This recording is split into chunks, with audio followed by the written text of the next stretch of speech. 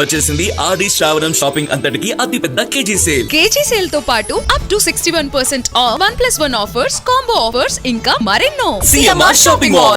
ఈ సందర్భంగా సుప్రీంకోర్టు ప్రధాన న్యాయమూర్తి గారు వ్యవహరించిన వ్యాఖ్యలు కూడా నిజంగా కూడా దురదృష్టకరం. దేశ ప్రజలకు చాలా బాధ కలిగించింది సూర్యకాంత్ గారు మీరు చేసిన వ్యాఖ్యలు.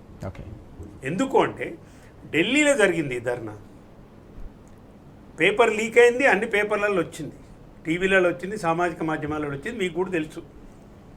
జరిగిన దాన్ని మీరు ఒక అప్లికేషన్ రూపంలో ఎవరో దాన్ని విచారణకు పెట్టారండి. జరిగిన కార్యక్రమం సుప్రీంకోర్టులో అప్లికేషన్ ద్వారా పంపినారు. మీరు అప్లికేషన్ రూపంలో పంపారు కాబట్టి నేను దీన్ని తిరస్కరిస్తున్నా, విచారణకు చేపట్టను, పిటిషన్ రూపంలో రావాలని చెప్పి సీజే గారి వ్యాఖ్యానించి మాకు అంత టైం లేదు, ఇప్పుడు ఇది ప్రయారిటీ కాదు అని వ్యాఖ్యలు చేసినారు. దురదృష్టకరం అండి. సుప్రీంకోర్టు ప్రధాన న్యాయమూర్తులు ఈ విధంగా ఉంటారు. ఢిల్లీలో సుప్రీంకోర్టు ఉంది, ఇది జరిగింది ఢిల్లీలో.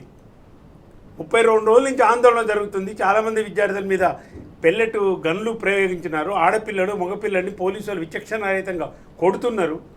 24 గంటలు అన్ని టీవీలలో ఇదే వస్తుంటే సుప్రీంకోర్టు ప్రధాన న్యాయమూర్తి గారు నాకు తెలియదన్నట్టుగా ఉండటం దురదృష్టకరమని ఎందుకు అంటున్నా అంటే, భారతదేశ సుప్రీంకోర్టుకు ప్రధాన న్యాయమూర్తులకు ఒక చరిత్ర ఉందండి. పిఎన్ భగత్ గారు. పిఎన్ భగత్ గారు జనరల్ సుప్రీంకోర్టులో కానీ హైకోర్టులో కానీ సూమోటో కొన్ని కేసులు తీసుకుంటాడు. అంటే పత్రికలు వచ్చిన వార్తలను బట్టి ఎవరు అప్లికేషన్ పెట్టకుండా, పిటిషన్ పెట్టకుండా బాలికల విషయంలో కానీ సూమోటోగా కొన్ని తీసుకుంటారు. ఎవరు అప్లికేషన్ పెట్టవలసిన అవసరం లేదు. అట్లాంటిది పోయి ఢిల్లీలో జరుగుతుంటే కూడా మీరు అప్లికేషన్ పెడితే కూడా రిజెక్ట్ చేయటం అంటే న్యాయ వ్యవస్థకు చాలా మచ్చండి. వేరే మనము వారికి వేరే ఆపాదించలేము, కానీ పర్మిషన్స్ పరిధిలో మాట్లాడుతున్నాను నేను. రెండు పిఎన్ భగత్ గారు ఉన్నారు, 85-86 ప్రాంతంలో వారు ఉన్నారు. ప్రజావాయిద్యం అనే దాన్ని ఇంట్రడ్యూస్ చేసిందే భగత్ గారు. అంతకుముందు పిల్స్ లేవు. 85-86 కంటే ముందు అసలు ప్రజావాయిద్యం అనేది లేదు. ఏ కోర్టులో లేకుంటే వారు స్వయంగా ఉండి ప్రవేశపెట్టి అనేక ప్రజా ప్రయోజనాల వాద్యాలను వాళ్ళు స్వీకరించి పరిష్కారం చేసినారు. ప్రజల సమస్యలను వారు దృష్టికి తెచ్చి దాన్ని పరిష్కారం చేసినారు. ప్రభుత్వాలు పట్టించుకోకపోయినా.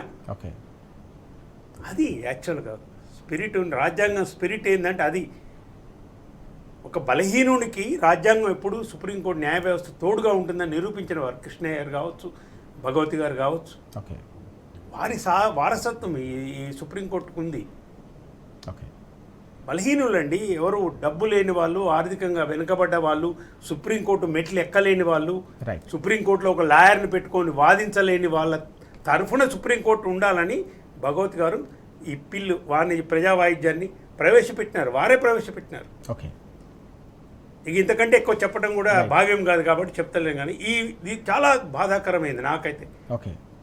కాబట్టి సుప్రీంకోర్టు కూడా ఇప్పటికి న్యాయమూర్తి గారి యొక్క వ్యవహరించిన తీరు కూడా బాగలేదు.